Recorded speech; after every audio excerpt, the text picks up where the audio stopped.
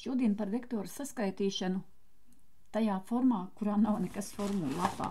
Ja mēs paskatāmies formulu lapā, tad par vektoriem šeit ir ļoti daudz. Tātad gan vektori plaknē, gan vektori telpā, bet nav nekāda skaņa par zīmēšanu vektoru.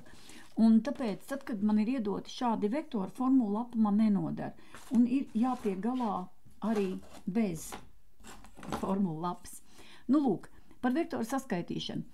Tātad man ir vektors A, vektors B, un man ir jāsaskaita A plus B. Tas nozīmē to, ka man ir jāsaliek vektori tā viens otram galā, lai es pa viņiem varētu iet. Tātad, kur man ir vektors A, kur man ir vektors B. Nu, principā es varētu turpināt zīmējumu šeit un vai šeit, bet es sākšu ar to, ka es to vektoru pārzīmēšu. Tātad man ir vektors A, es izskaitu 4 rūtiņas pa labi un 1 uz augšu, tātad es te arī te sākšu 4 rūtiņas pa labi 1 uz augšu, un kur man ir vektors A. Un tagad, lai es varētu vektoru, tātad, ja es arī to vektoru nolieku citā vietā, viņš vienalga ir vektors A. Un tagad, lai es pie vektora A varētu pieskaitīt vektoru B, man ir jāizvēlās. Vai nu tā, lai es ieeju tam vektoram A galā, vai nu es turpiniet tālāk. Nu, es izvēlēšos variantu turpināt, jo es te tā esmu atstājis citam vietu, bet patiesībā tas ir vienalga. Nu, tātad man ir A, un no šīs vietas man ir jāuzīmē vektors B. Rekāds viņš ir 2 rūtiņas pa kreisi un 3 uz augšu. Tātad no šejienes sāku 2 pa kreisi, 3 uz augšu. Tur. Un novalku vektoru B. Tas, ka viņš ir citā vietā, bišķīt laikam pārskaitījos, tā 3 tikai bija. Tātad pārskaitījos 1, 2 un 3 uz šo vietu.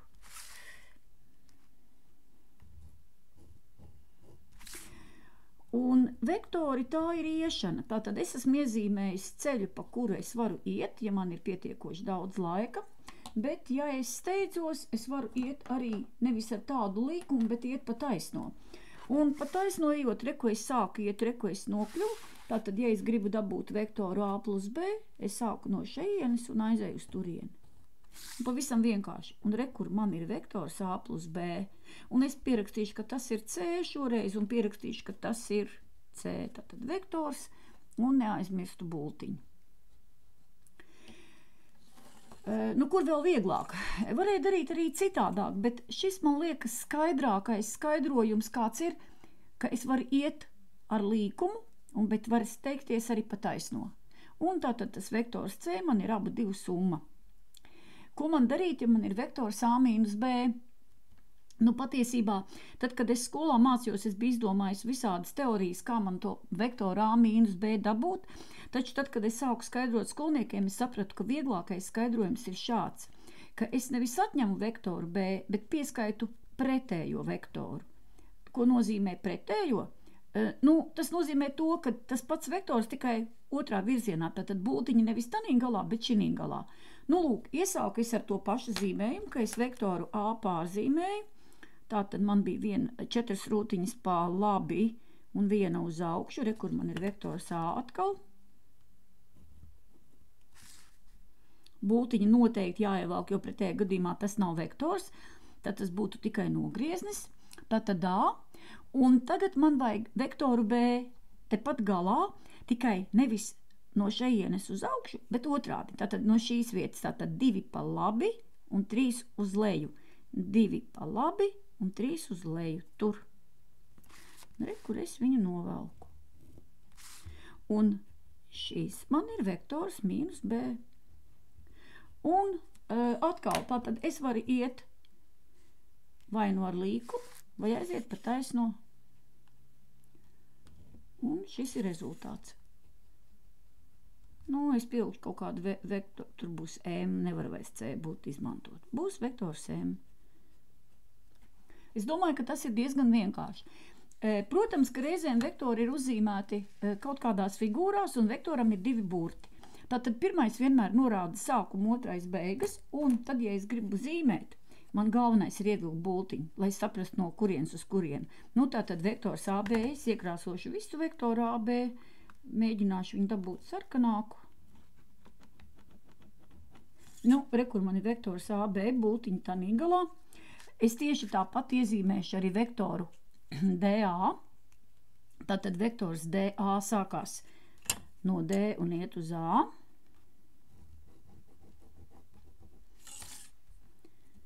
Re, kur te viņš ir. Un neskatoties uz to, ka man rakstīts AB plus DA, es redzu, kad iet, es varu sākt no šī punkta, lai pa viņiem ietu, re, kur čik aizēju. Tātad tālāk es iezīmēšu gala rezultātu. Tātad no šīs vietas aizēju uz to vietu, un re, kur man ir. Tātad, ejot ar līkumu, es varu iet tādu garāku ceļu, bet es varu aiziet pa taisno. Jāatcerās, ka vektoru saskaitīšanā man vienmēr ir jānonāk vienā punktā. Tātad, ja es pa to garo ceļu eju šeit te, tad arī pa taisno ceļu man ir jānokļūst turpat. Nu, un tātad šajā gadījumā es vienkārši redzu vektors DB, nesajaucu virzienus. Pati rakstu otrādi. Tā. Vienkārši, vai ne? Paskatāmies citu variantu. AB plus AB. Šeit ir tā doma tāda, redziet, te ir AB plus DA, te ir AB plus AB, tātad divi dažādas situācijas. Burti vien un tie paši it kā, bet tai pašā laikā pilnīgi cits rezultāts būs. Tātad, re, kur man ir atkal AB. Šeit. Un šeit ir vektors AD.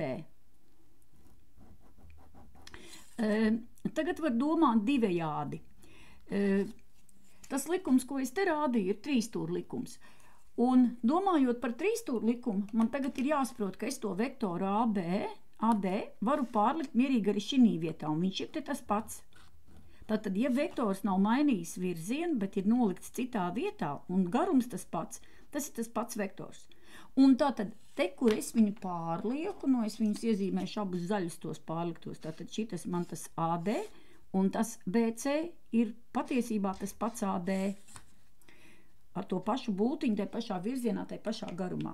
Tātad, atkal skatoties šeit, es redzu, tātad no A uz turienes aizēju, un re, kur man ir gala rezultāts. Šis te, jeb tas ir AC.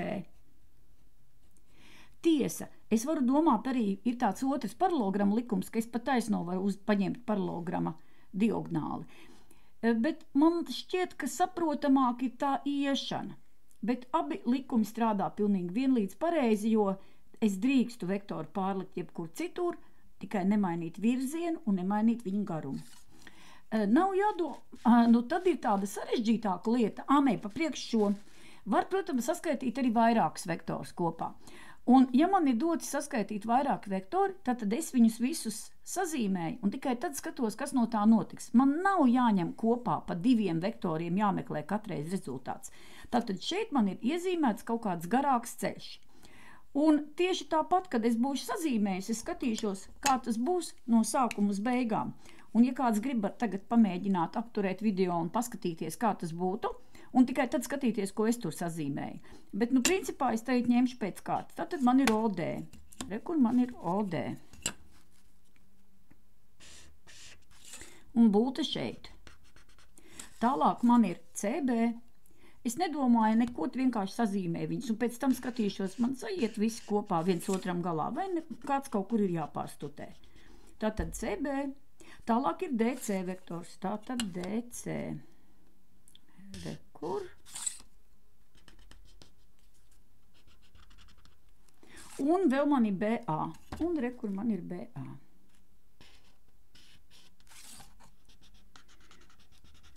Un neskatoties no tā, kā man viņi rakstīti ir šeit, es atrodu, tātad nestoties uz to, kā man viņi te ir rakstīti, es atrodu to vietu, pa kuru es varu pa tām oranžajām līnijām sākt iet.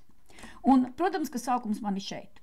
Un es skatos, sekojot būtiņām, eju, un atnāku uz šeieni. Tātad, te man ir sākums, te man ir beigas. Tātad, ejot pa taisno, es noteikti nonākšu no sākuma uz beigām. Un re, kur man ir rezultējošais vektors. Tātad, atkal sāku turpat, beidzu turpat. Tātad OA. Uzrakstu un viss uzdevums ir izpildīts.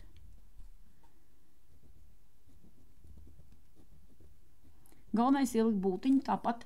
Tātad sākums, beigas, būtiņām jābūt kopā. Nu, un tagad ir teorētiski tas sarežģītākais gadījums, kad ir atņemšana. Bet atkal, ja ir doti ar šādiem burtiem, tad patiesībā ir vēl vieglāk. Es uzrakstīšu atkal nevis atņemšanu, bet pretējā vektora pieskaitīšanu. Tātad man ir AB. Tagad es lieku plus, būs pretējais vektors, un jāsamaina burti vietām tikai. Un tad es iegūšu pretējo vektoru. Kur ir AB. Un tālāk, jau kā parasti, paņemu novalku, kur man ir vektors AB.